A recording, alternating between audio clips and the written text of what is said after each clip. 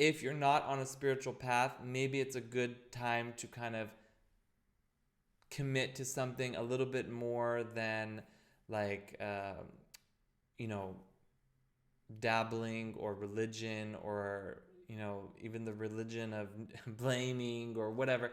But it's okay, it's okay. So I'm just thinking it's very important to know that, because when you are on that spiritual path, you have more immunity. You have more immunity to what's going on, because change is something that we're always going through all the time. And with these transits, we can basically say goodbye to life as we knew it, because it's going to open up a new thing entirely, 100%. Okay, so I want to talk about the first transit that the like a really big one is that Pluto, the planet Pluto, is moving into the sign Aquarius on March 23rd. So write it down, get ready. It's about 3 days after the spring equinox. Um, Pluto is a really intense planet. It's the smallest planet that we have. It is like, just to kind of break it down a little bit, Pluto is the planet of revolution. Right now, as I'm recording this, like as I'm live streaming this, Pluto is in a critical degree. So things can feel really heavy. We have to really focus. We have to not fall into any kind of like heavy judgmental energy right now, because it's in a very critical degree in Capricorn, and it's not a lot of fun. Okay, on March 23rd is Pluto is going to shift into Aquarius, which is the astrological sign of humanity. Now, I want to just briefly go over some of the times, or some of the effects that Pluto has had in the recent in recent years. So we had, from 1995 until 2008, Pluto was transiting Sagittarius. So if you were born between 95 and 2008, you have Pluto in Sagittarius. And this was a reboot in knowledge. A lot of kind of spirituality and transformative wisdom was coming out of the closets, and it was becoming more widespread. A lot of spiritual systems were coming to light, but it kind of pissed a lot of people off as well. Like, people were getting really angry about it because it was shaking up the system. Sagittarius also tends to gamble a lot, and we saw a lot of gambling and a lot of judgmental effects of gambling while Pluto was in Sagittarius. We had the housing crisis. Okay? We totally had the housing crisis. And then in 2008, Pluto then moved into Capricorn, and it is in there now, and it's going to dance in and out of Capricorn and Aquarius until 2024, but it's really starting like on March 23rd, just to give us like a antipasti, like a taste of what's to come. Now, when Pluto moved into Capricorn back in 2008, we saw huge global collective shifts. Pluto stopped the mortgage crisis. Like the housing crisis. Pluto stopped it. We had Ponzi schemes that were coming, out. They fell apart. Capricorn and Pluto, like, people were losing a lot of stuff, okay, throughout this time. We also had the pandemic. There was a lot of stuff going on in America. The United States had its Pluto return, still is more or less, but it's kind of like calming down a little bit. But there was a lot of reboot energy in terms of Western civilization. There were uprisings against the governments also in the Middle East, just to kind of bring it into perspective. Pluto, you guys, brings huge transformation on the biggest scale that you can imagine. I know it's this little icy planet all the way at the end of the solar system, but it's like the gatekeeper of our solar system. So, as I said, it's going to dance in and out of Aquarius until November 2024. You guys, what's happening in November 2024? The next US election. Oh my God. Okay? This is like, I don't even know what to say to that. That's like that. I'm going to give us a protocol that we can do to make things as smooth as possible. Pluto will stay in Aquarius until March 2043. Do you see how long this is? How much time, like what we can work with this? Now, I have to say, the last time Pluto was in Aquarius was in 1778. And before that was 1532.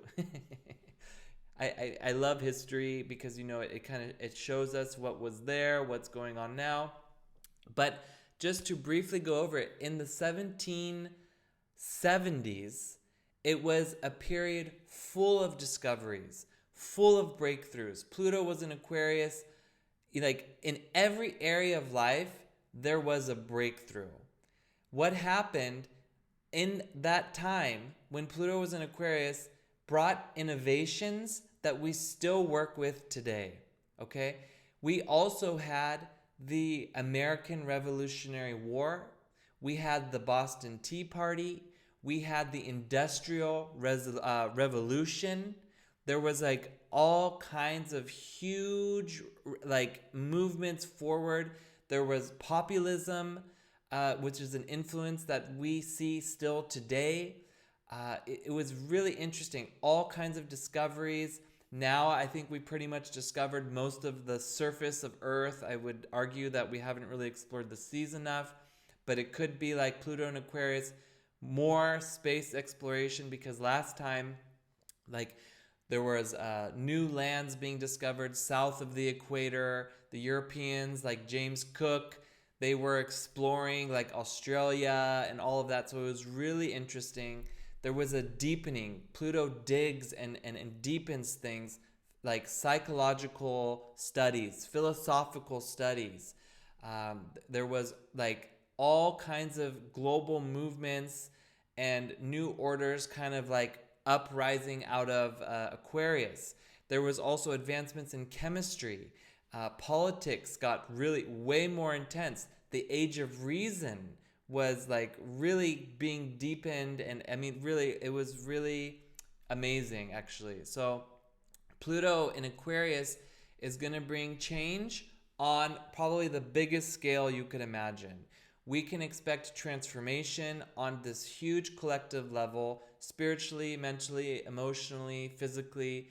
Pluto is going to transform the world for better or for worse, and our task is to make it for the better, okay? Now, obviously, I can't go into it all because it's like from 2024 to 2043. I'm not going to go over everything that's there. But what I can say is that like what we need to focus on right away. So if we can all work together with Pluto, then we can transform without kind of the judgmental energy that Pluto brings, okay? Pluto can bring a lot of judgmental energy, but that's only if we're not transforming proactively. Pluto wants us to transform, so if we're doing it proactively, we can do what's called transform with compassion.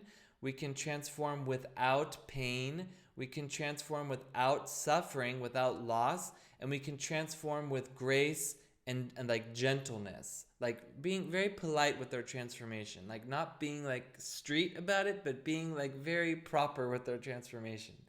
Pluto is the only planet that can really give us this upgrade. It's that plutonium power that can really push us up. And because it's in Aquarius, it wants to happen like on a huge collective level. And depending also where Pluto is in your chart is going to tell you what your specific task is for the collective.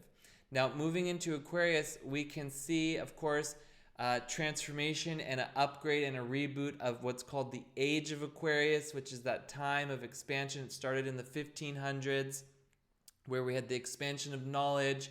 We have the technology. We're getting rid of the need for dictators and kind of like people who only hold information, like select people who hold information. It's kind of becoming more widespread. That's the age of Aquarius. Now we're becoming liberated and emancipated from suppression and oppression. and there's more liberation for mankind. That's what the age of Aquarius is doing. But Pluto in Aquarius is really showing how we will transform our sense of purpose, very specifically to each and every one of us. And like, think of also, I have to say that I can see that it's going to be like a complete social media reboot. Pluto in Aquarius is going to go in there and say, because I mean, we've all kind of felt it a little bit. You know, we're used to and accustomed to social media, but it's like a lot of us are just kind of like eye roll about it. Pluto is going to come and give it a complete reboot. And how this is going to look is like really up to us. So the upcoming generations also, you know, the ones who are being born now, when they start growing up, they're going to be so annoyed with like our generation's addiction to social media, because that's just how it happens. It's always like the children are always annoyed like with what the parents are doing, and they're going to be like, my goodness, like look up or look through or like stop. I mean, if you just like take a walk outside, everybody has their chin to their chest. Everyone has like the glow screen face. So I think it's going to, like, Pluto there is going to be like it's going to really push forward technology. So the technology we know, of course, will be outdated very much sooner than we think. But the question arises, what's going to come? What's going to replace it? So we're going to have this reboot of social media. But the thing is, it's going to give us a new sense of purpose and a new way to socialize, a new way to connect with others, because Aquarius is that energy of connection, of course. So this could very well be of the metaverse or something like, if you ever saw the movie called The Congress with Robin Wright Penn, it was a movie before its time. That's very much Pluto and Aquarius. Pluto and Aquarius will ask us to really upgrade our ideals and our concepts that we have within us, so that we can ideally set aside our ego for the sake of our idea, like our ideals and our concepts, so that we can strive for a new resolution, a revolution, an advancement. Because Pluto, you guys, is going to dig up all of the wishes that we've kind of let die. Aquarius is the wishes, Pluto is the resurrector. So it's like all the wishes that maybe we let go of, or that we failed with, or that we thought we failed with, all those wishes, Pluto's going to bring it back up to the surface. So this means that while Pluto is going through there, we have to look at like whatever we confronted during its transit through Capricorn. So all of our judgments about illusion, all of our judgments about the material world, if you have been doing the work, as I was talking about in the beginning, embracing the shadow side, doing the inner work, then with Pluto and Aquarius, it's time to rebuild. Pluto will enhance our ability to really embrace our shadow so that we can rise higher than we could ever before. So my advice is work on becoming fearless as much as possible. There are all kinds of tools you can use. Meditation, very important. The Fearless Essential Oil Blend.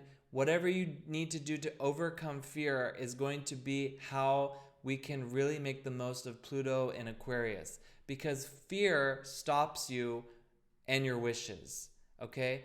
And if you fall into fear, Pluto is going to backfire that back onto each and every one of us as a collective.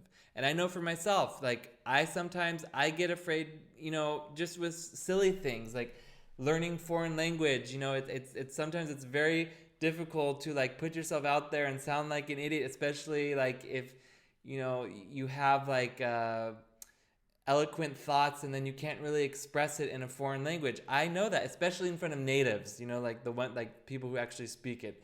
But it's our own fears that stop us.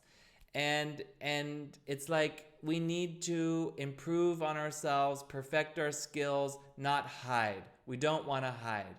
So Pluto is going to help us to find these magical leaks, Remember, like in The Magicians, there was like these leaks in reality, these magical leaks. There are these magical leaks that we need to, on one hand, stop it from leaking so that the magic isn't going out, but also to kind of open up the canals of magic so that we can bring it in.